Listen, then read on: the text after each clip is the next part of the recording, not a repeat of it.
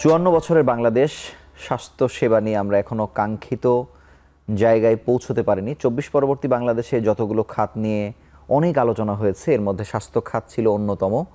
তারপরেও যত ধরনের প্রতিশ্রুতি, যত ধরনের চিন্তা, যত রকমভাবে উপস্থাপিত করা হয়েছে স্বাস্থ্যকে, সেগুলোর বাস্তবায়ন আমরা সেভাবে দেখিনি। কিন্তু ভবিষ্যৎ বাংলাদেশে স্বাস্থ্যের সাথে প্রযুক্তি সারা পৃথিবীর ন্যায় বাংলাদেশে ওতপ্রোতভাবে জড়িয়ে গেছে, কিন্তু সেই প্রযুক্তির ব্যবহার কেমন হবে এবং ভবিষ্যতে স্বাস্থ্যসেবা কেমন হবে সে বিষয়ে কথা বলতে আমাদের সঙ্গে যুক্ত হয়েছেন প্রবাসী একজন অধ্যাপক। আমাদের সঙ্গে আছেন ডক্টর আশির আহমেদ, সহযোগী অধ্যাপক, কিউশু বিশ্ববিদ্যালয়, ফুকুওকা, জাপান। আপনাকে স্বাগত জানাচ্ছি আমাদের অনুষ্ঠানে। অনেক ধন্যবাদ। দর্শক, আপনাদের বলে রাখি, আমাদের অনুষ্ঠানের বিষয় আমরা দিয়েছি স্বাস্থ্য সেবায় প্রযুক্তি ও ভবিষ্যৎ। আমাদের সঙ্গে যিনি কথা বলবেন তিনি ৩৭টি বছর ধরে জাপানে আছেন। তার কাছে আমরা জাপানের অভিজ্ঞতা সম্পর্কেও জানবো। স্যার, আপনি কেমন আছেন? অনেক ভালো, থ্যাংক ইউ। আপনার কাছে একেবারে শুরুতে জানতে চাই যে স্বাস্থ্যের আলোচনা করবার আগে ৩৭ বছর আগে যে আপনি জাপানে গেলেন এবং ৩৭ বছর ধরেই তো বিভিন্ন সময় আপনি বাংলাদেশে আসছেন, ওই ৩৭ বছরে জাপান একেবারে আপনার প্রথম বছর থেকে ৩৭ বছর পর্যন্ত মানে কোন গতিতে তাদের পরিবর্তন হয়েছে স্বাস্থ্য খাতে? যেমন আমরা জাপানে আমার যাওয়ার অভিজ্ঞতা হয়েছে, একটা বুলেট ট্রেনের টাইমিং দেখলেও বোঝা যায় যে সব কিছু উলটপালট হয়ে যাবে কিন্তু সে জাস্ট টাইমে পৌঁছে যাবে। তো ওই ৩৭ বছরে জাপানের পরিবর্তন স্বাস্থ্য খাতে আর বাংলাদেশের পরিবর্তন, এটার সাথে একটা ছোট্ট একটা কম্প্যারিজন যদি করেন। Thank you. প্রথমে জাপানে 88-এ আমি জাপানে যাই। তো 89-এ জাপানে হঠাৎ করে একটা বিশাল ইস্যু হলো। এটা হলো আমাদের যেমন এই যে ভ্যাট ট্যাক্স হয় না, তো জাপানে আগে কিন্তু কনজাম্পশন ট্যাক্স ছিল না। তো হঠাৎ করে বললো আর কি যে 3% কনজাম্পশন ট্যাক্স। এবং ওইখানে যখন প্রধানমন্ত্রী, জাপানের প্রধানমন্ত্রী, হি ওয়াজ হাইলি ক্রিটিসাইজড যে কেন 3% ট্যাক্স। তো এটা নিয়ে বিভিন্ন ইস্যু তৈরি হচ্ছে। তো তখন একজন শিক্ষক আমাকে বর্ণনা দিলেন যে কেন এই 3%। তো এটা ছিল এরকম যে, আমি কেন উদাহরণটা দিচ্ছি সেটা হলো কতটুকু ভিশনারি ছিলেন ওরা।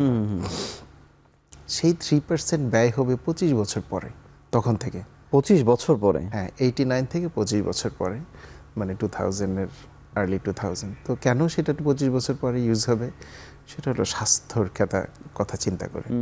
তো উনি আমাকে একটা পপুলেশন পিরামিড দেখায়। কিন্তু এটা কি শুধু স্বাস্থ্যের কথা? আচ্ছা, এক্স্যাক্টলি। তো মেজর স্বাস্থ্যে অন্য কিছু আছে। তো আমাকে পপুলেশন পিরামিডটা দেখালেন, অনেকটা কলসির মতো। এটা হলো বর্তমানের পপুলেশন পিরামিড। কলসি মানে হলো মাঝখানে ইয়াং পপুলেশন অনেক, শিশুদের সংখ্যা কম এবং বৃদ্ধদের সংখ্যাও কম।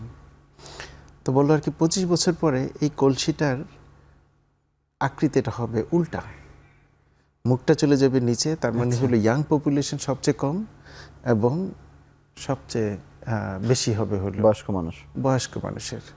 তো এখন বয়স্ক মানুষ মানে হলো আপনি নিজে কোনো টাকা উৎপাদন করতে পারছেন না, আপনি অ্যাক্টিভ না। তো এই ইয়াং পপুলেশনের উপরে নির্ভর করবে এই এল্ডারলি পপুলেশন। সো এল্ডারলি পপুলেশনের সবচেয়ে বেশি খরচ হয় হলো স্বাস্থ্যে। তো উনাদের তখন খরচটা কোত্থেকে আসবে? সো এই জন্য এখন যারা ইয়াং পপুলেশন, যারা প্রচণ্ড ব্যয় করে, এইখান থেকে 3% নিয়ে 25 বছর পরে ওনারা যখন বৃদ্ধ হবে, ওনাদের টাকা ওনাদের জন্যই ব্যয় হবে। সো 25 বছর পরে সেটাকে ব্যয় করা হবে। কোথায় ব্যয় হবে? যেহেতু পপুলেশন বেশি, খরচ বেশি হবে। ইন্স্যুরেন্স যাই থাকুক না কেন, আপনার সাপ্লাই বাড়তে হবে, লোকবল বাড়তে হবে, ডাক্তার লাগবে, আপনার নার্স লাগবে, কেয়ার গিভার লাগবে। সো তখন থেকে এটা ছিল আর কি যে ওনাদের। সো তখন যেই আলোচনাটা দেখছি, তখন মানুষ বলতেছিল আর কি যে 25 বছর পরে হয়তো বা পলিটিশিয়ানদের কথা তো ঠিক নাই, হয়তো দেখা যাবে যে আমার এখানে নাও করতে পারে। সো ওই জিনিসটা তখন আলোচনায় ছিল। তো চেঞ্জ যেটা হয়েছে, যখন একটা বাজেট তৈরি হয়, একটা টাকা তৈরি হয়, তখন ওনারা যেমন 5 বছর পর পর একটা রোড ম্যাপ তৈরি করেন যে স্বাস্থ্যখাতে কী কী টেকনোলজি আসবে, কোন রোগগুলোকে ওনারা আইডেন্টিফাই করবে যে মেজর রোগ হিসেবে যেখানে টাকা খরচ হবে। তো ওই জিনিসগুলো যেমন জাপানে যখন দেখি আর কি, যে 2030 সাল পর্যন্ত ওনারা যে রোড ম্যাপটা তৈরি করে আছে, ওইখানে প্রতি বছর আবার একটু একটু চেঞ্জ হয়, ওইখানে লোকবল থাকে। তো এই রোড ম্যাপটা তৈরি করে কারা? তৈরি করে জাপানিজরা। আমাদের বিভিন্ন প্রফেসরের থেকে ইনভলভ থাকেন, জাপানের বর্তমান পরিবেশটা বুঝেন। সো আমি যদি বলি আর কি যে প্রচণ্ড ভিশনারি। তো আর আমরা বাংলাদেশে যেটা করি, আমাদের অনেক দক্ষ লোক আছে, দক্ষ লোকের অভাব নাই, কিন্তু আমাদের টোটাল ইকোসিস্টেমটা কাজ করে না। যেমন ধরেন যে খুব ভালো একটা হাসপাতাল, শুধু কেবলমাত্র আপনার যেখানে অ্যাডমিনিস্ট্রেশনের অ্যাডমিশনটা হয়, এই প্রসিজিওরটা খারাপ হওয়ার কারণে খুব ভালো ডাক্তার আছে কিন্তু ভালো একটা নার্স নাই, খুব ভালো একটা নার্স আছে কিন্তু দেখা গেল যে ভালো টেকনোলজিস্ট নাই। সো টোটাল ইকোসিস্টেমটা ভালো না থাকার কারণে, এই কয়েকদিন আগে আমার ওয়াইফ একটু অসুস্থ হওয়ার কারণে আমরা বাংলাদেশের খুব বিখ্যাত একটা হাসপাতালে গেলাম, এবং ওইখানে যে এক্সপিরিয়েন্সটা হলো, ওইখানে মনে হলো আর কি যে ওই একই কথা, কিছু লোকবল আছে যারা খুব ভালো, এবং এটা অনেকটা ওই যে এটা দড়ির মতো আর কি, যে দড়ির যে জায়গাটা আপনার দুর্বল, ওইটাই প্রমাণ করে আর কি যে আপনার দড়ির পুরো অংশটা কতটুকু সবল। তো দুর্বলতাটা ইজ ইকুয়াল টু সবলতা।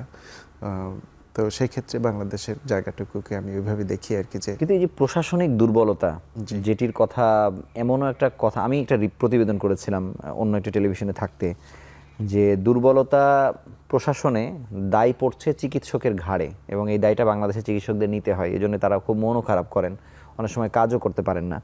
কিন্তু ওই দুর্বলতাটাই বা কেন হয়? মানে সেইটা কি আসলে ওই চিকিৎসকরাই চালাচ্ছেন এই কারণে, নাকি এখানকার সিস্টেমগত ব্যাপারটা কি? এটা যদিও আমি খুব ডিপলি অত গবেষণা করে দেখিনি আর কি, আমার মনে হয় মানুষের যদি মনটা রিড করেন আর কি, ওনারা চিকিৎসাটা পায় কার কাছে? ডাক্তারের কাছে। সো দ্য ফার্স্ট ইন্টারফেস যাকে সে দেখে তাকেই তো ধরার কথা আর কি। ওনারা মনে করে সবকিছুই বটেই ওনার কাছেই। সো হয়তো এই জন্য এই রাগটা পুরোটাই ডাক্তারের উপরে গিয়ে পড়ে, ভেরি আনফর্চুনেটলি। আচ্ছা, আমি একটু প্রযুক্তির বিষয়ে জানতে চাই, যেহেতু আমাদের বিষয় আমরা দিয়েছি প্রযুক্তি। মানে প্রযুক্তি বলতে কি আসলে একটা রোবোটিক সার্জারি বা অনেক বড় কিছু এরকম না? প্রযুক্তি একেবারে ছোট ছোট বিষয় দিয়েও আসলে অনেক কাজকে এগিয়ে নেওয়া যায়। মানে সেটি আপনি জাপানের এক্সাম্পল দিতে পারেন, বা পৃথিবী কোথায় গেছে, আমরা সেগুলোর সুবিধা কেন নিতে পারছি না? থ্যাংক ইউ, এটা খুব ভালো একটা প্রশ্ন করছেন। কারণ হলো এই জায়গাটাতে আমি যেহেতু কাজ করতেছি, তো এখানে দেখার চেষ্টা করতেছি আর কি, যে ধরেন হেলথ কেয়ার সার্ভিসগুলো আগে দিতে হলো বড় বড় হাসপাতালগুলো, বিশেষ করে আমাদের মানে হেলথ কেয়ার জিনিসটা আমি যেভাবে দেখি আর কি, যে শরীর থেকে আপনার কিভাবে স্বাস্থ্য তথ্য কালেক্ট করতে হবে, তারপরে ওই তথ্যগুলো কালেক্ট করে কিভাবে প্রসেস করতে হবে, প্রসেস করে ডাক্তারের ব্রেনে কিভাবে ঢুকাইতে হবে। সো ডাক্তার ব্রেন থেকে উনার এক্সপিরিয়েন্স থেকে উনি একটা প্রেসক্রিপশন নামে একটা বস্তু উনি প্রডিউস করবেন, এই তো। সো এখন দেখেন আর কি প্রযুক্তিটা কোথায় কাজে লাগতেছে। প্রথম হলো স্বাস্থ্য তথ্যটা আমি মানুষের বডি থেকে কিভাবে নিব, এটার জন্য যত যন্ত্রপাতি, আপনার টেম্পারেচার নিতে হলে আপনার একটা থার্মোমিটার লাগবে, আপনার শরীরের যেমন রক্তের অবস্থা নিতে গেলে আপনার ব্লাড প্যারামিটার, ব্লাড নিয়ে আপনাকে পরীক্ষা করতে হবে। ইউরিন থেকে আমরা কিছু তথ্য পাই, আমরা কিছু ইন্ডিকেশন পাই, এক্স রে করি, এমআরআই করি, ইসিজি করি, সব কিছুই আসলে আমার বডিটা কি বলে, বডিটার অবস্থাটা আমরা জানতে চাই। সো এখন টেকনোলজি দিয়ে যে এই তথ্যগুলো আমরা কিভাবে নিতে পারি। সো একটা হলো যে আমরা বলি আর কি যে আপনার নিজের থেকে যদি মনে হয় আর কি যে বডির কোনো রেসপন্সটা খারাপ, যেটা আমরা বলি আর কি যে আমার শরীরের কোনো একটা কিছু খারাপ লাগতেছে, তখন আমরা পরীক্ষাটা করতে চাই। সো এটাকে বলি আর কি যে মোর আপনার প্রিভেন্টিভ না, কিন্তু কিউরেটিভ কিছু, যে আপনি প্রথম একটা সমস্যায় পড়লেন, তারপর ডাক্তারের সাথে কথা বললেন। যেমন কিছু কিছু জায়গায়, না পুরো জাপানের কথাই বলি যদি আর কি, যে ওনাদের সারা পপুলেশনকে বছরে একবার হেলথ চেক আপের ভিতরে যেতেই হয়, এটা একবারে মাস্ট। সো যার কারণে আপনার এই স্বাস্থ্য তথ্যটা, এটাকে যদি প্রিভেন্টিভ কেয়ারে আপনি বলেন, তাহলে আপনি এই স্বাস্থ্য তথ্য বলে দিতে পারে আর কি, যে আপনার 1 বছর পরে কি হইতে পারে, 5 বছর পর কি হইতে পারে, শুধু ব্যক্তির না, ওই জাতির কি হতে পারে, জাতির একবারে সো এটার উপরে ডিরেক্টলি এটা কিভাবে বুঝে আর কি যে এবছরই আপনার স্বাস্থ্য খাতে ব্যয় কীরকম হওয়া উচিত, আচ্ছা, সেই ডেটা অ্যানালিসিস করে তারা ডেটা অ্যানালাইসিস করে সেটা বুঝতে পারে। এবং আপনার যেহেতু এটা একটা প্রাইমারি স্ক্রিনিং হয়, যখন হেলথ চেক আপ করে, এটা জাস্ট একটা প্রাইমারি স্ক্রিনিং। সো স্ক্রিনিং করে তারপরে বলে আর কি যে আপনার এই অবস্থা, আপনি সেকেন্ডারি স্ক্রিনিংয়ে যান, টারশিয়ারি স্ক্রিনিংয়ে যান। তো প্রযুক্তিগত দিক থেকে এখন দুইটা জিনিস চলে আসলো। একটা হলো কি ডিভাইস দিয়ে কিভাবে স্বাস্থ্য তথ্যটাকে কালেক্ট করব, আরেকটা হলো তথ্যটা কালেক্ট করার পরে আমি কি প্রেডিক্ট করতে পারবো। বটিং। সো তো যখন এই প্রেডিকশনের কথা বলি, এটাতে চলে আসে আর কি যে আমাদের গতানুগতিক স্ট্যাটিস্টিক্স যেভাবে এবং নিশ্চয়ই ওই তথ্যগুলো একটা সার্ভারে যোগ হয়। এটা এখন আমি ইয়েস বলবো, কিন্তু একটা সময়ে এটা হলো বিভিন্ন অর্গানাইজেশনকে এটা ভাগ করে দায়িত্ব দেওয়া ছিল। আচ্ছা, সো মনে করেন যে 64টা জেলাকে সেটা দেয়া হলো, কিন্তু ওই এক জায়গাতে আসার তো পথটা ছিল আর কি। হ্যাঁ, এটাকে আমরা এইভাবে বলি আর কি যে ইয়েস অর নো। ইয়েস হলো এই জায়গায় যে সরকার শুধু কেবলমাত্র স্ট্যাটিস্টিক্সটা দেখতে চায়, আচ্ছা, পার্সনকে সে সরকার ধরতে পারে না আর কি, বা অন্য কাউকে সেটা বলা যায় না আর কি যে মিস্টার এ এর ডেটাটা হলো এই, যাতে ওই ব্যক্তিগত তথ্যের দিকে কেউ ধরতে না পারে। সো ওনারা এটাকে সেকেন্ডারি ইউসেজ বলি আমরা, যে প্রাথমিক ইউজ হলো ডাক্তার হলো ওই ডেটাটা দেখবে, একজন পার্সনের, একজন ব্যক্তিগত তথ্যটা দেখবে হলো একজন ডাক্তার।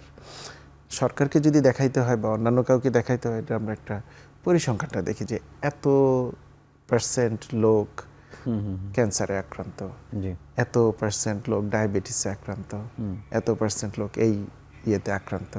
ওই তথ্যটা আমরা দিতে পারি, কিন্তু পার্সনিফাই করি না। তো টেকনোলজিটা একটা বললাম যে এই মানুষের শরীরের তথ্য কিভাবে নেয়, এই জিনিসগুলো এখন ক্ষুদ্র হয়ে আসতেছে। আপনি যেমন ধরেন ব্লাড প্যারামিটার যদি নেই, গ্লুকোজ মাপতে হলে, এবং করোনার সময় সবচেয়ে বেশি ব্যবহার হয়েছে SpO2 দিয়ে আঙ্গুলের ভিতর ধরলে আপনার রক্তের অক্সিজেনের পরিমাণ কীরকম আছে, ওইটা সে একবারে নন ইনভেসিভ ওয়েতে আপনার রক্ত বের না করে সে তথ্যটা আপনাকে দিতে পারতেছে, এবং ডিভাইসটা খুবই ছোট, এবং আপনি তথ্যটা তখনই পাচ্ছেন। আমরা যদি একটা ব্লাড কোনো আসে দিয়ে রাখলাম, ওনারা এটাকে অ্যানালাইসিস করে পরদিন আপনাকে অ্যানালাইসিসের রিপোর্টটা দিল, এটা 7 দিনও লাগতে পারে, 3 দিনও লাগতে পারে। সো গুণগত মানও খারাপ হতে পারে। এখন যেটা চলে আসছে সেটা বলতেছি আর কি যে সময় কম লাগতেছে, which is very good news. দাম কম, তার মানে আপনার উপর প্রেশারটা কম, দ্যাটস ভেরি গুড। অ্যাকিউরেসি নিয়ে প্রশ্ন ছিল, এখনও আছে তো, কিন্তু অ্যাকিউরেসি দিন দিন টেকনোলজি ভালো হওয়ার কারণে অ্যাকিউরেসি দিন দিন বাড়তেছে। এবং অনেক আগে থেকে, প্রায় 20-25 বছর আগে আমি যখন আরেকটা কোম্পানিতে কাজ করতাম, তখন আমরা বিভিন্ন সেন্সর টেকনোলজি নিয়ে কাজ করতেছিলাম। সো তখন ওই যে জাপানের প্যানাসোনিক, টয়োটা, তারপর আপনার গাড়ির কোম্পানি কিন্তু হেলথ কেয়ার নিয়ে কাজ করতেছে, আপনার যেমন টোটো কোম্পানি, টয়লেট কোম্পানি, ওনারা বলতেছে আর কি যে আপনি যেদিন মনে করেন প্রতিদিনই তো মানুষ টয়লেট ইউজ করবেই, সো করলে আপনার ধরেন ইউরিন টেস্ট, আপনার স্টুল টেস্ট, ওই টয়লেটের ভিতরে যে সেন্সারটা আছে ওইটাই আপনাকে দিয়ে দিবে। সো তখন ওইখান থেকেই, মানে তখন মোবাইল ফোন ছিল না, কিন্তু এই তথ্যটা কোনো একটা সার্ভারে যাবে, কিন্তু সার্ভারে গেলে এটা পার্সোনাল জিনিস, এটা কেন দিবে, বিভিন্ন ইস্যু ছিল।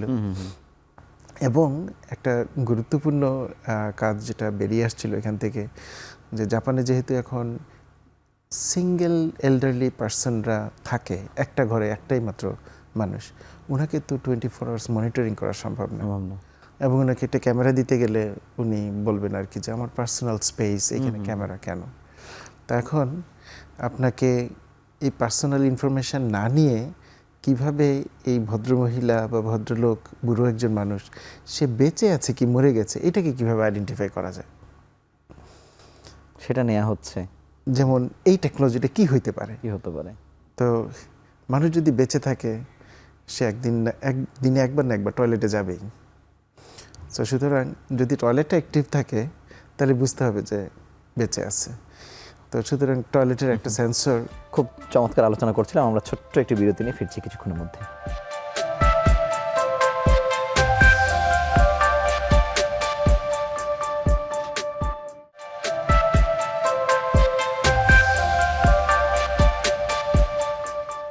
ডক্টর আশির, আপনি যেটি বলছিলেন যে মানুষ বেঁচে আছে না মারা গেছে সেটি আসলে মানে তিনি টয়লেট ব্যবহার করছেন কিনা সেখান থেকে, মানে এখান থেকে হেলথের ইস্যুসগুলোও আসলে যুক্ত হয়েছে কিনা একটা তো পরে এই যে বললাম আর কি যে অন্যান্য অ্যানালাইসিসগুলো আসছে, ইউরিন টেস্ট এবং আপনার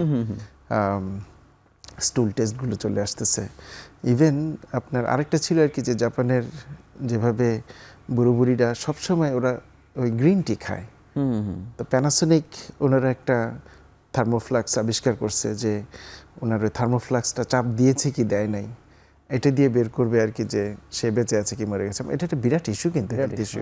কারণ আমাদের যখন এল্ডারলি পপুলেশন আসা শুরু করবে, এখনই তো আছে বিভিন্ন ফ্ল্যাটে দেখেন ছেলে মেয়ে চলে গেছে বাইরে, আপনার কেউ অনেকে আর কি যে মানে আপনার হোম অ্যাসিস্ট্যান্ট কাউকে রাখতে চাচ্ছে না, সো একা একা মরে কিন্তু পড়ে আছে। দেখেন মানে এই যে ডেটা কালেকশনের জন্য যে এত ইনভেনশন, মনে করেন আপনি তো বুয়েটে পড়েছেন, বুয়েটে যারা এখন পড়ছেন বায়োমেডিক্যাল ইঞ্জিনিয়ার বা অন্যান্য বিভিন্ন সাবজেক্টে, মানে একটা আইসিইউর বেড তৈরি করা বা এই ধরনের প্রযুক্তিগত জায়গাগুলোতে তাদের এগিয়ে আসা, মানে স্বাস্থ্যের সঙ্গে আমাদের যারা ইঞ্জিনিয়ার আছে তাদের এই কোঅর্ডিনেশনটা কি আপনি দেখেছেন কখনো? খুব ফর্চুনেটলি দেখলাম আর কি যে বুয়েটের যে বায়োমেডিক্যাল ইঞ্জিনিয়ারিং স্টুডেন্টরা আর কি সো এনথুসিয়াস্টিক, কিন্তু ওদেরকে সাপোর্ট করার জন্য যেমন ধরেন জাপানে যেটা একটা বিউটিফুল জায়গা আছে যে ভেন্ডরগুলো আশেপাশে আছে, তোশিবা বলেন, হিতাচি বলেন, যারা এই মেডিকেল ইকুইপমেন্টগুলো বানায়, অমরন বলেন, ওরা খুব কাছাকাছি এবং ওরা খুব মানে ওরা বসেই থাকে যে কেউ আবিষ্কার করলো কিনা, না একসঙ্গে জড়িত, একসঙ্গে জড়িত। It's like a co development. আপনার ইউনিভার্সিটিগুলোর সাথে ট্যাগ থাকে ইন্ডাস্ট্রিগুলো, সো ওই যে ইন্ডাস্ট্রি একাডেমিয়া কোলাবোরেটিভ প্রজেক্ট নাম দেয় যে এগুলো এখান থেকে আসে, এবং এই ইকোসিস্টেমটা তৈরি করার জন্য গভর্নমেন্ট একটা ফান্ড দেয়। তো গভর্নমেন্ট ফান্ডটা দিলে বলে আর কি যে তুমি অমুক ইন্ডাস্ট্রি এবং এই একাডেমিয়ার অমুক প্রফেসর বা অমুক ল্যাবের সাথে একসঙ্গে কাজ করবে। আচ্ছা, সো ধরেন যে যেতেই হবে তার। হ্যাঁ, তো ওনাদের স্টুডেন্টের যে সুবিধাটা হলো যে একটা ফিনান্সিয়াল অ্যাসিস্ট্যান্স পাইলো, আর তার মাথা থেকে যে আইডিয়াটা বের হলো এটাকে তো ডিভাইসে বানাইতে হবে, এটা বানানোর জন্য ওর জন্য ভেন্ডারটা আছে খুব কাছেই। তো সুতরাং ইকোসিস্টেমটা বানানোর জন্য টাকাটা আছে, মাথাটা আছে, প্রোডাক্টটা বানায় এমন একটা কোম্পানি আছে। সো এই তিনটা সমন্বয়ে যেটাকে আমরা বলি কি যে একাডেমিয়া, গভর্নমেন্ট এবং ইন্ডাস্ট্রি অ্যালায়েন্স তৈরি করে করেক্ট। সো এটা তৈরি করতে হলে ওই যে বললাম যে 5 বছরের ভিশন তৈরি করে, সো গভর্নমেন্ট কোন জিনিসটা দেখতে চায়, তো ওইটার উপরে নির্ভর করে যেমন এই অ্যাপ্লিকেশনগুলো তৈরি হয় যে সবাই মিলে অ্যাপ্লাই করি। সো যারা উইন করে তারাই এই, এবং সরকার দেখে আর কি যে আমাদের দেশে সবচেয়ে বেশি কোন জিনিসটা দরকার, এই জিনিসটার উপরেই ওপেন আপনার অনেকটা টেন্ডারের মতো, তো বা গবেষণার জন্য অ্যাপ্লিকেশনের মতো হয়। কিন্তু এই যে প্রযুক্তির যে বিষয়ে আমরা কথা বলছিলাম, যে দেখেন আমাদের দেশে যখন প্রযুক্তিগত আলোচনা হয়, মানে হঠাৎ করে আমাদের আলোচনার মধ্যে চলে আসে যে আমাদের একটা রোবোটিক সার্জারি করতে হবে, বা আর্টিফিশিয়াল ইন্টেলিজেন্সের কথা তো আসছেই ক্রমাগতভাবে, কিন্তু প্রযুক্তি যে কত ক্ষুদ্র হয়েছে, কত চিপার হয়েছে, সেগুলো তো মানুষের ঘরের মধ্যেও রাখা, কিন্তু ঘরে তো আমি চাইলে রাখলাম বা না রাখলাম, কিন্তু আমার সেন্টারগুলো আসলে এগুলো দ্বারা কত বেশি সুসজ্জিত হতে পারে, মানে সেইটা হওয়ার থেকে আমরা কত দূরে আছি।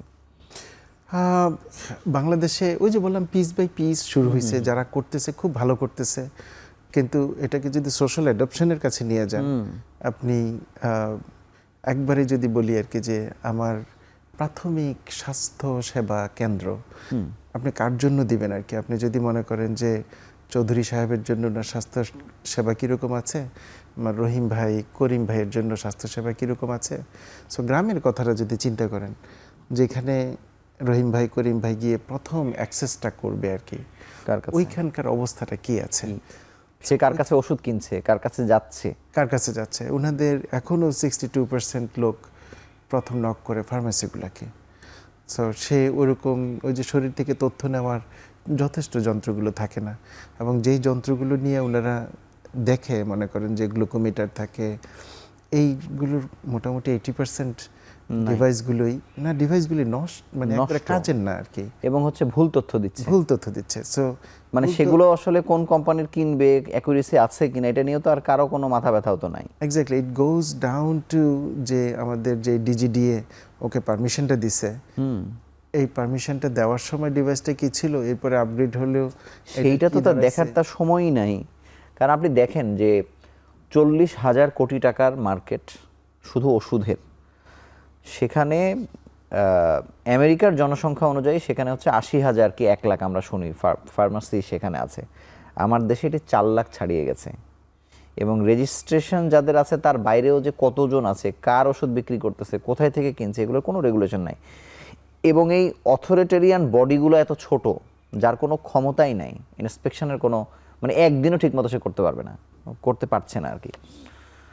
যাই হোক, এটা একটা হতাশার কথা। কিন্তু তারপরেও আমি যেটি বলছি যে আমাদের দেশে আসলে চিকিৎসা প্রত্যন্ত অঞ্চলে ওই ফার্মাসিস্ট নাম বললে আসলে পাপ হবে আর কি, এটা ভুল, মানে ওষুধের দোকানদার দিচ্ছেন আর কি, তাদেরকে নিয়েও অনেক পরিকল্পনা হয় যে তাকে কিভাবে, এখন উনি ভুল ওষুধ দিচ্ছেন, অ্যান্টিবায়োটিক দিচ্ছেন যথার্থ, কিন্তু অন্তত ওই প্রযুক্তিগুলোও যদি তাদের কাছে পৌঁছানো যেত, তাতেও কতটা পরিবর্তন আসতো বলে মনে করেন?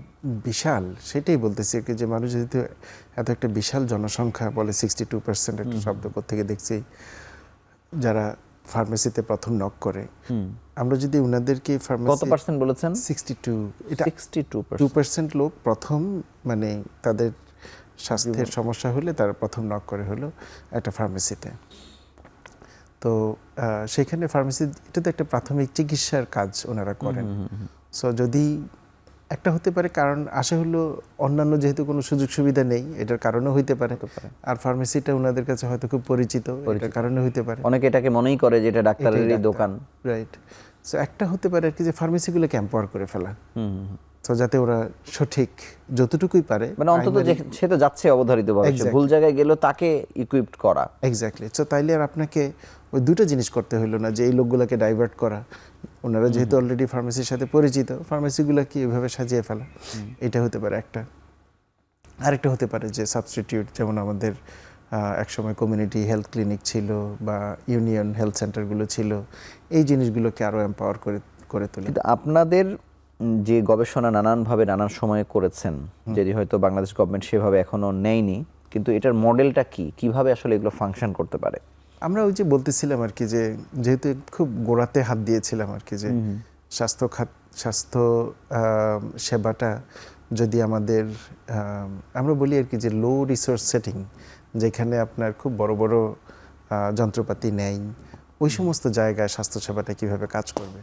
সো ওই তিনটা জিনিস, কিভাবে স্বাস্থ্য তথ্য কালেক্ট করবে। তো আমরা যেহেতু নিজেরা ডিভাইস বানাই না, কিন্তু কি কি ডিভাইস লাগে, অ্যাকিউরেট, অ্যাফোর্ডেবল এবং অপারেট করতে পারবে, এই ধরনের ডিভাইসগুলো আমরা নিজেদের বিশ্ববিদ্যালয়ে এনে, আমাদের যেহেতু একটা মেডিকেল ফ্যাকাল্টি আছে, একটা হাসপাতাল আছে কিউসি ইউনিভার্সিটির ভিতরে, ওইখানে এসে আমরা টেস্ট করলাম সারা দুনিয়া থেকে, শুধু কেবলমাত্র বাংলাদেশের না আর কি, বিভিন্ন কান্ট্রিতে অ্যাভেলেবল এবং বিং ইউজড এরকম অ্যাপারেটাসগুলো আমরা নিয়ে এসে, সেন্সরগুলো নিয়ে এসে ওগুলোকে ট্রাই করে দেখলাম।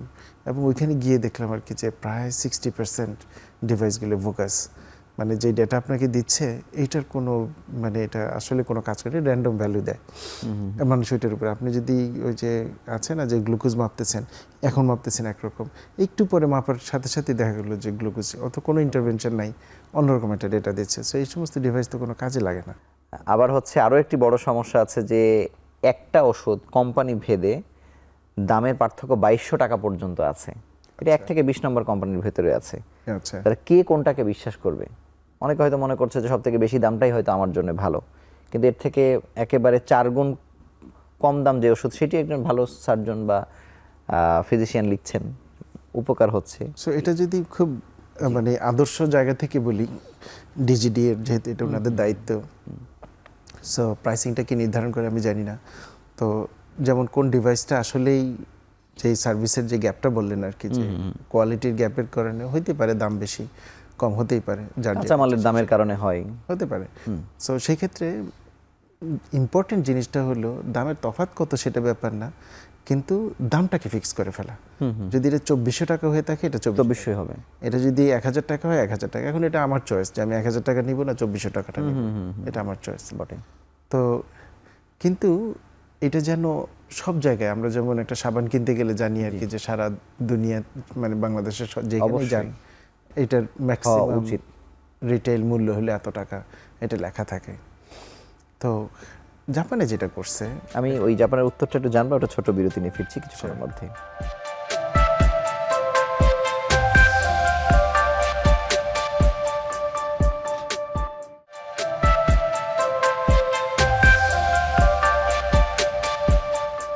ডক্টর আশির আহমেদ, আপনি প্রাইসিং নিয়ে কথা বলছিলেন ওষুধের বিরতির আগে, বাকিটা যদি বলেন জাপানে। এক্স্যাক্টলি। তো জাপানে যেটা করছে খুব সুন্দর একটা সিস্টেম, এটা অনেক দিন ধরে আছে। ফার্স্ট অফ অল সমস্ত ঔষধ, সমস্ত স্বাস্থ্যসেবার প্রাইসিংগুলো এগুলো ওপেন করে দেওয়া। আপনি ওয়েবসাইটে গেলে আপনি কোনো একটা ওষুধের নাম দিলে এটার প্রাইসটা চলে আসে, এবং এটা সরকার নির্ধারিত, এটা অন্য কেউ না আর কি যে আমি নিজে আমার নিজের ওষুধের দাম নির্ধারণ করলাম, এরকম না। এবং সেবাগুলো যে আপনি ব্লাড টেস্ট করতে আপনার কত টাকা লাগবে, এবং আমাদের একজন কলিগ উনি আসছিলেন, উনি আমার কাছে পুরো ডেটাটা নেই বর্তমানে, উনি দেখলেন যে বাংলাদেশের স্বাস্থ্যসেবা যে পরিমাণ উইদাউট ইন্স্যুরেন্স একটা ব্লাড টেস্টে বাংলাদেশে যে পরিমাণ টাকা দিতে হয় জাপানে তার চেয়ে কম লাগে। তাই? এক্স্যাক্টলি। আপনি যদি এবং সেটা সম্ভব হয়েছে কারণ এটাকে ট্রান্সপারেন্ট। এটা কি বেসরকারি সরকারি নাকি? না না না না, মানে এটা আপনি বেসরকারি হাসপাতালে যান ওইখানে আর কি, সরকারি হাসপাতালে যান, শুধু ওরা যেভাবে সেটাকে যেভাবে সমতা আনছে সেটা হলো আরেকটা খুব সুন্দর একটা কনসেপ্ট ওরা তৈরি করেছে। সেটা মনে করেন যে হোক্কাইদোতে একরকম রেট, টোকিওতে একরকম রেট, কিউশুতে অন্যরকম রেট। সো কিন্তু ওনারা এটাকে ওই রেট শব্দটা বলে না, ওনারা বলে পয়েন্ট। আচ্ছা, পয়েন্টটা সেম থাকবে, কিন্তু আপনার হোক্কাইদোর জন্য আপনাকে বলে দিল আর কি যে আপনার একটা কোএফিসিয়েন্ট লাগিয়ে দিবে, সেটা হলো 0.9। সো টোকিওতে যদি 1.0 দিয়ে যেটাকে স্ট্যান্ডার্ড ধরা হলো, যেমন একটা স্বাস্থ্যতে আপনি 10 পয়েন্ট হলে আপনি খরচ করলেন, সেই 10 পয়েন্টের জন্য টোকিওতে দিতে হবে আপনাকে 9 টাকা। যদি এটা কিউসিতে হয়, এটা যদি 1.1 হয় ফ্যাক্টরটা, তাহলে আপনি দিবেন হলো 11 টাকা। সো পয়েন্টগুলো সেম রইল, কিন্তু যে হাসপাতাল এটাকে নিচ্ছে, এটার কারণটা হলো যে বিভিন্ন জায়গায় আপনার কাঁচামালের অ্যাভেলেবিলিটি আছে, স্বাস্থ্যসেবার মানের ব্যাপার আছে, তো এই জন্য পয়েন্টগুলো ডিফারেন্ট হয়। তো কিন্তু ওই ফ্যাক্টরটা সরকার নির্ধারণ করে দেয়। আচ্ছা, এইভাবে ওনারা, এবং আবার ধরেন ক্ষমতা এনেছে আর কি। সমতা এনেছে, এবং এক জায়গায় দেখেন আরেক জায়গায় মানুষের অ্যাফোর্ডেবিলিটি কম। আবার ধরেন যে একজন বুড়ো মানুষ চিকিৎসা নিতে আসছে, ওনার হয়তো 0.1 হলো ওনার জন্য। আচ্ছা, সো এইভাবে ওনারা পয়েন্ট সমানই আছে, কিন্তু একটা ফ্যাক্টরটা চেঞ্জ করে দিয়েছে। সো যার কারণে সবাই অ্যাক্সেসটা পাচ্ছে হেলথ কেয়ার, মানে অ্যাক্সেস টু হেলথ কেয়ার ধরলে যাতে অ্যাফোর্ডেবিলিটির উপরে চাপ না পড়ে। জাপানে আগে হেলথ রেকর্ডগুলো ডিজিটাইজেশন শুরু থেকেই ছিল, সেই প্রায় 50 বছর আগে থেকেই ছিল।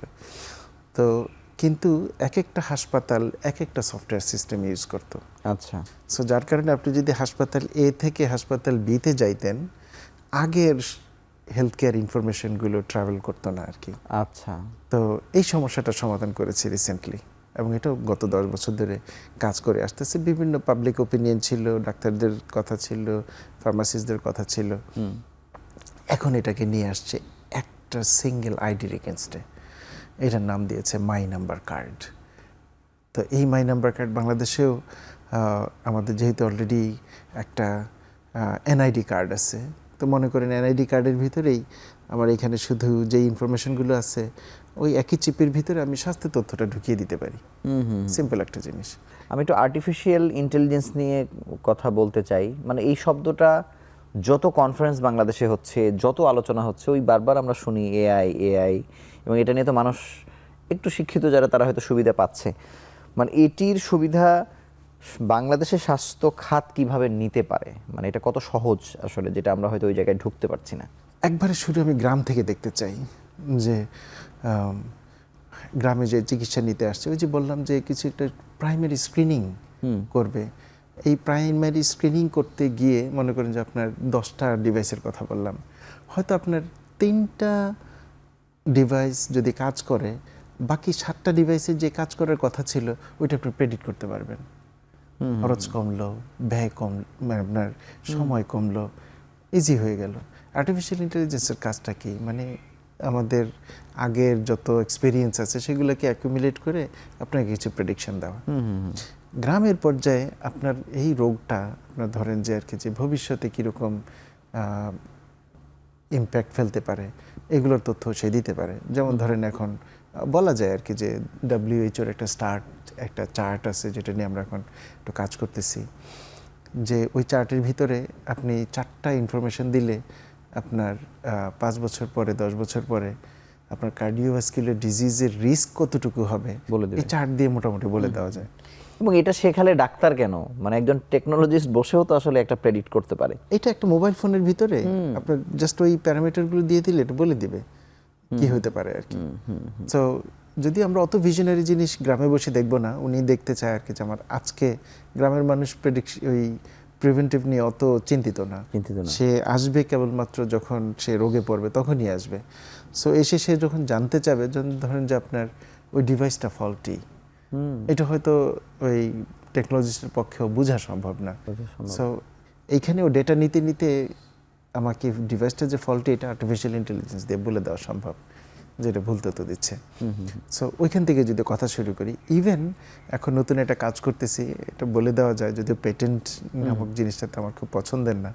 সেটা হলো যে করিম ভাই, রহিম ভাই যেভাবে এবং আমাদের ধরেন আর কি যে সুফিয়া বেগমরা একজন ডাক্তারের সাথে কিভাবে কনভারসেশনটা করায়, ওনারা বাড়িতে যতটুকু চিন্তা করে আসে ডাক্তারের কাছে এসে অতটুকু কথা বলতে পারে না, বা ডাক্তারও খুব সময় কম, এত কথা শোনার ওনার সময় নেই। পেশেন্টরা অনেক কথা বলতে চায়, ডাক্তার কম শুনতে চায়, কম শুনে কতটুকু তার হিস্ট্রিটা নিতে পারে এটা করতে চায়। এই প্রবলেমটা আর্টিফিশিয়াল ইন্টেলিজেন্স দিয়ে সলভ করতে পারি কিনা। আপনি আমাদের রিসোর্স সেটিংয়ের কথা চিন্তা করি বলি আর কি।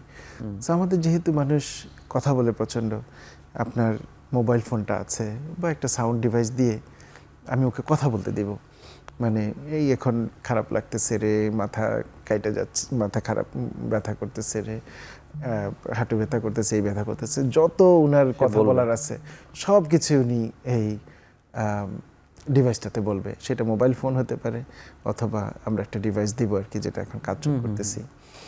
সেই কথাগুলো বললে ডাক্তারের কাছে আসার 1 মাস আগ থেকে হতে পারে, 2 দিন আগে হইতে পারে, বা যখন রওনা দিছে তখন হইতে পারে। এই তথ্যগুলোকে কনসাইজ করবে কে, কম্পাইল করবে? এইটাই করবে এআই।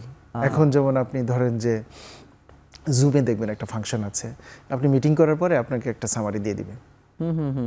তো এখন এই যে পেশেন্টের কথাগুলো ডাক্তারকে যেটা বলতে চায়, ডাক্তার কিভাবে শুনতে চায়, ওই ডাক্তারের সাথে সামঞ্জস্য রেখে এই কথাগুলোকে সামারি তৈরি করবে। এবং জাপানে তো এমন আছে যে একজন রোগীর যখন খারাপ লাগে ওনার কাছে একটা মানে উনি বলতে পারে আর কি, বলে রেখে দেয়। এটা এখনো নাই, এখনো নাই, ওইটার কথাই বলতেছি আর কি, যেটা জাপানেও কাজে লাগবে, বাংলাদেশেও কাজে লাগবে। সো বাংলাদেশে এটার সাথে কিভাবে রিলেটেড আর্টিফিশিয়াল ইন্টেলিজেন্স বলি, আমি সেই জায়গাতে আসবো। আমরা শেষ বিরতি নিয়ে আসছি কিছুক্ষণের মধ্যে।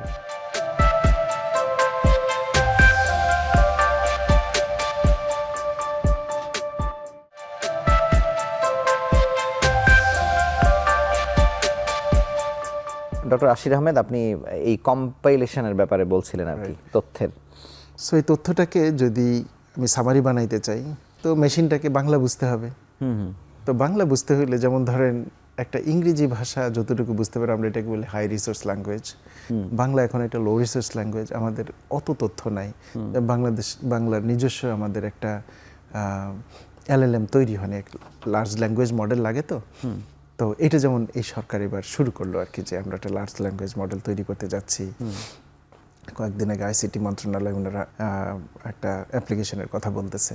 সো যেমন ওইটা যখন তৈরি হয়ে যাবে, বাংলা LLMটা তৈরি হয়ে গেলে এই রহিমা বেগমের কথাগুলো বাংলায় সে এটাকে কম্পাইল করে ডাক্তারের কাছে, ডাক্তার যেভাবে শুনতে চায়, তো এটা কি প্রবলেমটা সলভ করবে। রোগী অনেক কথা বলতে চাচ্ছে, সেটা বলা হয়ে গেল।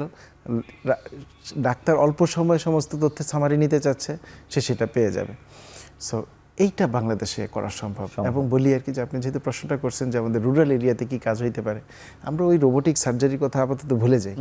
আমাদের 67% লোক এখনো গ্রামে থাকে।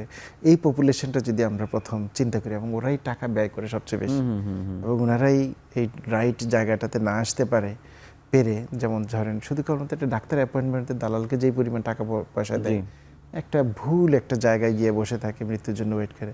ওনারাও আইসিইউ এই শব্দগুলো যেভাবে আসে খুব এক্সপেন্সিভ জায়গাগুলোতে চলে যায়। আমাদের হাতে খুবই কম সময়। আমরা জাপানের লোকবল, যেমন জাপানের লোক সংখ্যা কিন্তু বাড়ছে, এখন সম্ভবত 50,000 বা কাছাকাছি এরকম। মানে এটি স্বাস্থ্য খাতের লোকজন কিভাবে যেতে পারে বা কত চাহিদা আছে, আমরা কিভাবে ওই যে শুরুতেই বললাম আর কি যে পিরামিডটা চেঞ্জ হয়েছে, প্রচুর বুড়ো লোক আছে। সো ওনাদেরকে আমরা ওই নার্স কথাটা ভুলে যাই, কেয়ার গিভার লাগে আর কি, যে ওনাদেরকে কিভাবে মনে করেন গোসল করাতে হবে, কিভাবে ওষুধ খাওয়াতে হবে, একটু চড়াতে হবে, একটু মালিশ করে দিতে হবে। এই কিছু কাজগুলোর জন্য কেয়ার গিভার প্রচুর দরকার এবং তার হাইলি পেইডও, হাইলি পেইড সেই বাংলাদেশ অনুযায়ী আর কি। এক্স্যাক্টলি। সো এই লোকবলটার প্রচুর অভাব। কিন্তু সেই লোকবল কি তৈরি হচ্ছে বাংলাদেশে? কোনো শুরু হয়েছে। তো এখানে একটা জিনিস জানতে হবে, যে ভাষাটা জানতে হবে, এটা ইম্পর্টেন্ট জিনিস। জাপানিজ ভাষা জানতে, জাপানিজ ভাষা, কারণ বুড়ো লোকরা তো অন্য কোনো ভাষা জানবে না। স্বাভাবিক। আর আরেকটা হলো যে সেবাটা বুঝতে হবে, স্কিলটা। মানে জাপানে এই 37 বছরে মানে স্বাস্থ্যের সঙ্গে সম্পৃক্ত বা এর বাইরে আর কি কি করছেন আপনি? আমার যেহেতু তথ্য প্রযুক্তি নিয়ে কাজ ছিল, এবং তথ্য যোগাযোগ প্রযুক্তি দিয়ে কিভাবে মানুষের সিটিজেন সেবাগুলো দেওয়া যায়, সো এডুকেশন ছিল, এগ্রিকালচার ছিল, স্বাস্থ্য ছিল, ট্রান্সপোর্টেশন ছিল। সো এখন ফোকাস হয়ে গেছে স্বাস্থ্যে। এবং স্বাস্থ্য এমন একটা জিনিস, এইটা সমস্ত কিছুর সাথে জড়িত। এখন আপনি ওয়ান হেলথের নাম শুনেছেন কি? জি, যেটা আইসিডিডিআরবি কাজ করছে আর কি। তো ওয়ান হেলথ হলো, এটা আমাদের স্বাস্থ্য এখন কেবলমাত্র আমাদের শরীরের তথ্য দিয়ে হয় না। একটু আগে আমি বলেছি শরীর থেকে তথ্য নিব, এটা এনভায়রনমেন্ট হেলথের উপর নির্ভর করে, এটা অ্যানিমেল হেলথের উপর নির্ভর করে। যেমন ধরেন কোভিড আসছে একটা অ্যানিমেল থেকে, এটা বলা হয়, তাই না? সো সুতরাং অ্যানিমেল হেলথ, আমি কি খাচ্ছি তার উপর আমার স্বাস্থ্য নির্ভর করবে, আমি কোথায় বসবাস করতেছি পরিবেশের উপর নির্ভর করবে। সো এখন ট্রেডিশনটা হচ্ছে হলো ওয়ান হেলথের দিকে মানে চলে যাওয়া। এখনো তো আপনারা জাপানের জন্যও কাজ করছেন, অনেক রিসার্চ হচ্ছে, মানে একই সঙ্গে এটা বাংলাদেশে ইমপ্লিমেন্টের জন্য আসলে সম্ভব কিনা বা সরকার নিবে কিনা, নিচ্ছে কিনা? দেখেন, এটা হলো মানুষ, এটা ডাজন্ট ম্যাটার যে এটা জাপানিজ না বাংলাদেশি, স্বাস্থ্য সবার একই। না মানে বাংলাদেশ সরকার নিলে যেটা হয় যে গোটা দেশের মানুষ সুবিধাটা পায়, মানে সেই নেয়ার ক্ষেত্রে মন মানসিকতা যে এখন কেমন পরে কেমন হবে সেটাই তো একটা বিষয়। অবশ্যই। সো ওইটাই বললাম আর কি, যে টেকনোলজিটা বাংলাদেশ গভর্নমেন্ট যদি কোনো একটা ওনাদের একটা রোড ম্যাপ থাকে, যে এই টেকনোলজিটা আমরা ডেভেলপ করতে চাই, ধরেন যে প্রাইমারি হেলথ কেয়ারের উপরে কাজ করতে চাচ্ছি, তখন we can play our role. আমাদের যেই ইনোভেশনগুলো আছে সবগুলো একবারে প্রাইমারি হেলথ কেয়ার, একবারে দরিদ্র জনগোষ্ঠী যাতে কম অ্যাফোর্ডেবিলিটি, আমরা বলি আর কি যে অ্যাকসেপ্টেবিলিটি এবং আপনার পোর্টেবিলিটি, এই কথাগুলো কিওয়ার্ড দিয়ে তৈরি করা। আমরা হেলথের বাইরে গিয়ে আপনি আরেকটি কারণে খুবই জনপ্রিয়, জাপান কাহিনী লিখে। এক্স্যাক্টলি। সেটার কোন সিরিজে আছেন বা ওইটা সম্পর্কে একটু 2 মিনিট জানতে চাই আর কি আপনার কাছে। ডেফিনেটলি এটা শুরু হয়েছে মানে জাস্ট জাপানের যাওয়ার পর থেকে যে এক্সপিরিয়েন্সগুলো ছিল। আগে ওই যে আগে ডায়েরি লিখতাম না, ওরকম ডায়েরি লিখতাম। সো পরে দেখি যে আরে ফেসবুক নামে একটা প্ল্যাটফর্ম আছে, তো ওইখানে লেখা শুরু করলো, মানুষকে শেয়ার করতে করতে এটা বই আকারে চলে গেল। সো প্রতি বছর একটা করে, সো 2015-এ শুরু করেছি, 2025-এ 10টা সিরিজ বের হয়েছে। সো এরপরে গত বছর যেটা করলাম, মানে এই বছর কম্পাইলেশন সবগুলোকে সংকলন করে 3টা ভাগে ভাগ করে এটাকে। আচ্ছা, তো এবার ইচ্ছা আছে আর কি স্বদেশ কাহিনী লিখবো। 24-এর অভ্যুত্থান আসলে অনেকভাবে বাংলাদেশকে চেঞ্জ করে দিয়েছে আর কি। মানুষের চিন্তা, পুরনো ধাঁচের কোনো কিছুই মানুষ নিচ্ছে না, একটা শব্দ পর্যন্ত পরিবর্তন হয়ে গেছে, মানুষের মানে চিন্তার আসপেক্ট অনন্য রকম হয়েছে। মানে আপনার কি মনে হয় যে স্বাস্থ্যসেবায় যেই স্বপ্ন আপনি দেখছেন, বর্তমান প্রধান উপদেষ্টা যেমন দেখছে, আমরা যেমন চিন্তা করি কিন্তু জিনিসটা হয়তো জানি না কেমন, মানে এই প্রজন্ম আসলে ওইগুলোকে নিয়ে ফেলবে কিনা, মানে এটা নেওয়াটা অনেক সহজ হয়ে যাবে কিনা, আপনি কি মনে করেন? যেমন ধরেন বিভিন্ন লেয়ারের কাজ আছে, তো একা একজনের পক্ষে সম্ভব হবে না আর কি। যেমন সরকারের পক্ষে যেটা তৈরি করে দেওয়া সম্ভব সেটা হলো গাইডলাইনটা, এটা সরকারের তৈরি করা। ইয়াং পপুলেশন যেটা করতে পারতেছে এবং আমার মনে হয় অনেকেই কাজ করতেছে বর্তমানে আর কি, স্বাস্থ্য তথ্য নিয়ে প্রচুর কাজ হইতেছে এবং টেকনোলজি ডেভেলপমেন্ট নিয়েও কাজ হইতেছে। কিন্তু যদি সরকারের সমন্বয়টা না থাকে, ইন্ডাস্ট্রিগুলো যদি একসাথে না থাকে, যেটা আপনি যেই সাইকেলটার কথা বললাম, ওইটা না হলে আসলে সম্ভব না, এইটা এখন থেকে তৈরি হওয়া দরকার। So, আমাদের ইন্ডাস্ট্রিগুলো ডেভেলপ করতেছে না, কারণ সরকার দেখে আর কি যে এটা এখানে ডেভেলপ করার হচ্ছে বাইরে থেকে কিনে আনাটা সোজা, তো এই জন্য তাড়াতাড়ি এটা তাড়াহুড়া করে। সো সেটা ঠিক আছে, মানে ওখানে দুর্নীতির ইস্যু আছে, কিনে আনতে গিয়ে তো অনেক মজা আছে। তো ঠিক আছে, সেটা 60% হোক, কারণ আজকে আপনাকে চিকিৎসা দিতে হবে, এটার জন্য ওয়েট করতে হবে।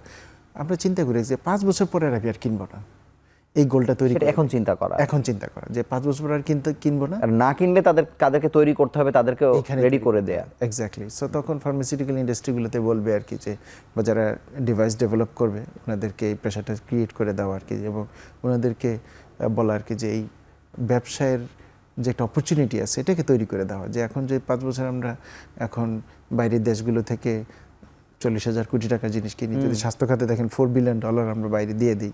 সো আমরা বলি আর কি যে 5 বছর পরে আমরা এটাকে $1 বিলিয়ন নিয়ে আসবো। এবং এই আমরা যেহেতু স্বাস্থ্য খাতে আগে অহরহ মানুষ বিদেশ যাইতো, এটা অনেকটা কমে আসছে। আমি জানি না স্ট্যাটিস্টিক্সটা বর্তমানে কি, তারপর তো মানুষ তো বেঁচে আছে, তার মানে না গেলেও হতো, সেটাও তো হতে পারে। কিন্তু ওই সেবাটা যদি আমরা এখানে দিতে পারি, আরও কম খরচে দিতে পারি, it's a people demand. People কেন মানে আরেকটা দেশে বেশি পয়সা খরচ করে ওইখানে যাবে। আপনাকে ধন্যবাদ। আমরা অনেক আলোচনা করেছি, অনেক নতুন কিছু আপনার কাছে জানা। আপনাকে আবার অভিনন্দন জানিয়ে আজকের মতো বিদায় নিচ্ছি আপনার কাছ থেকে। Thank you. বাংলাদেশে সবকিছুই আছে যে আলোচনায় আমরা শুনছি, প্রযুক্তির ব্যবহারও হয়তো আছে, কিন্তু কোন প্রযুক্তি ব্যবহার করব, কোনটি সঠিক কোনটি ভুল, বা সব মিলে গোটা রাষ্ট্র, স্বাস্থ্য, জনবল সবকিছুর একটা ইকোসিস্টেম আসলে প্রয়োজন। সেটি হলেই আমাদের যা কিছু আছে তা দিয়েও আসলে স্বাস্থ্য খাত খুব ভালোভাবে মোকাবেলা করা সম্ভব। তো আমরা সেই প্রত্যাশায় রইলাম। আমরা নতুন বাংলাদেশের স্বপ্ন দেখছি। আমরা আশা করছি যে প্রযুক্তির কল্যাণে, প্রযুক্তির সহযোগিতায় নতুন বাংলাদেশের স্বাস্থ্য খাতকে নতুন করে বদলে দেওয়া সম্ভব। আমরা সেই প্রত্যাশায় রইলাম। আপনারা ভালো থাকুন, সুস্থ থাকুন।